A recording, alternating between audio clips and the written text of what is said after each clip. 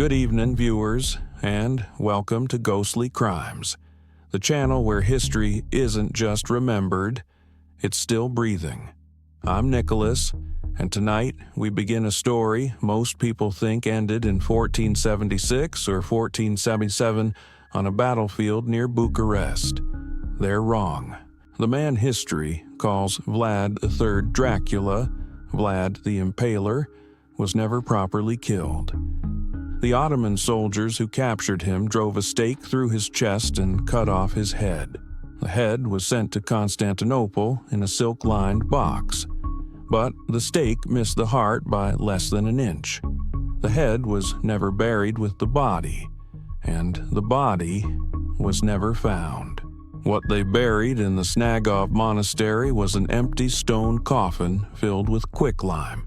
The head displayed in the Ottoman capital decayed too slowly, as though time itself was reluctant to claim it. For centuries, the truth stayed buried, until January 19th, 2026. A construction crew hit something they weren't supposed to find.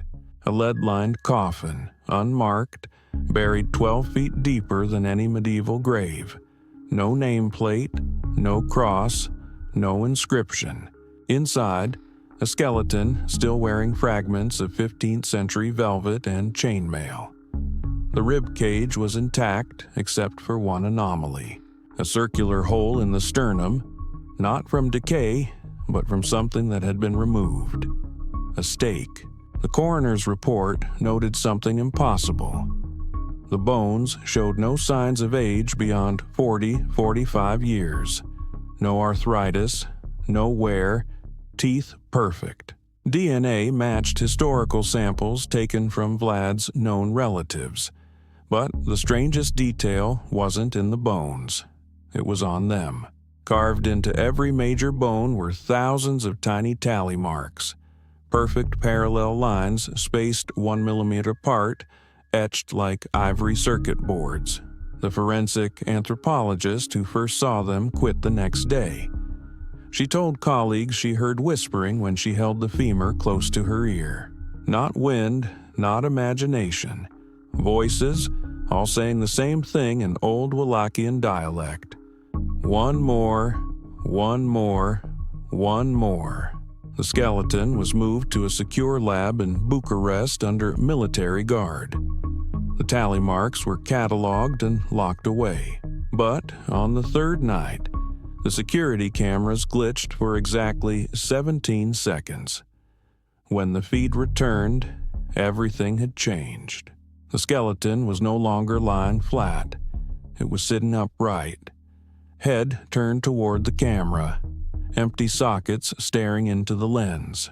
And on the steel table surface, scratched fresh, was one new tally mark, the 5,476th. Then, the guards found the room empty. No broken windows, no forced doors, no footprints in the dust. Just one thing left behind on the table, a single iron stake, still warm. And on the wall, written in what looked like dried blood, "The count continues." This is Nicholas, and the investigation is just beginning. The second tape arrived in Boise, Idaho, on October 29th, 2024, exactly 2 weeks after Caleb Morse vanished.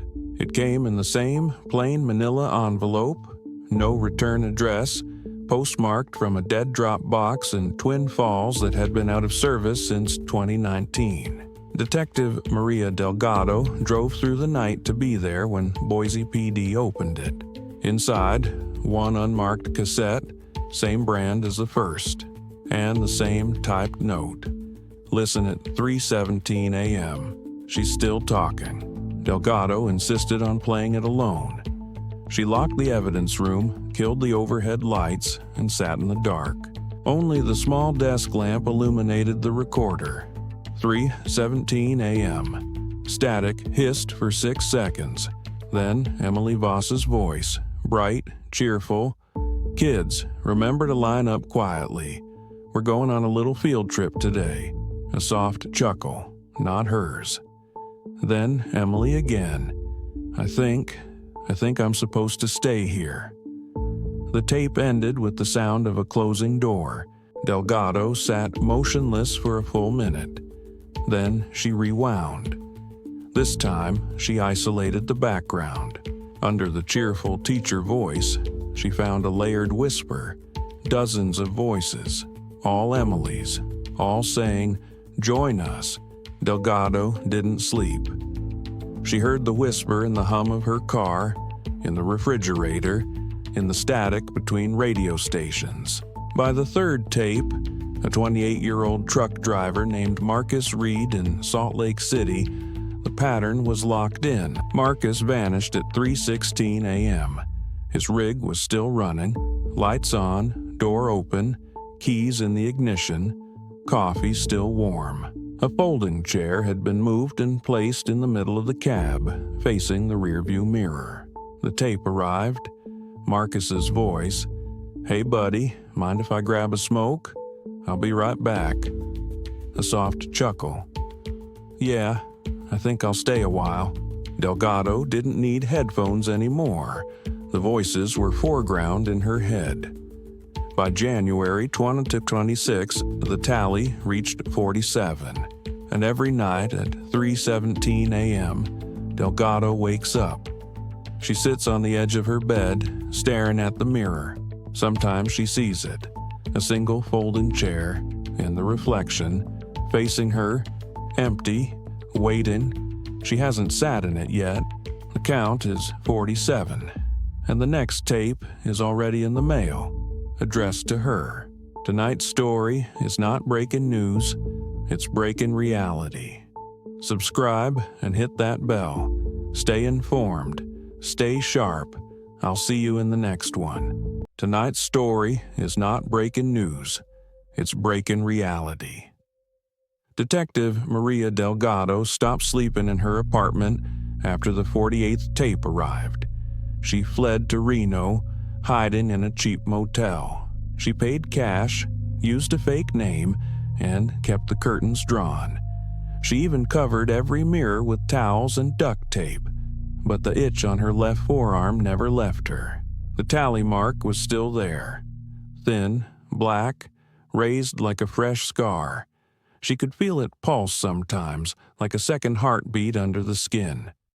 She kept a recorder on the nightstand. Every night at 3:17 a.m., she pressed record and let it run for 17 minutes.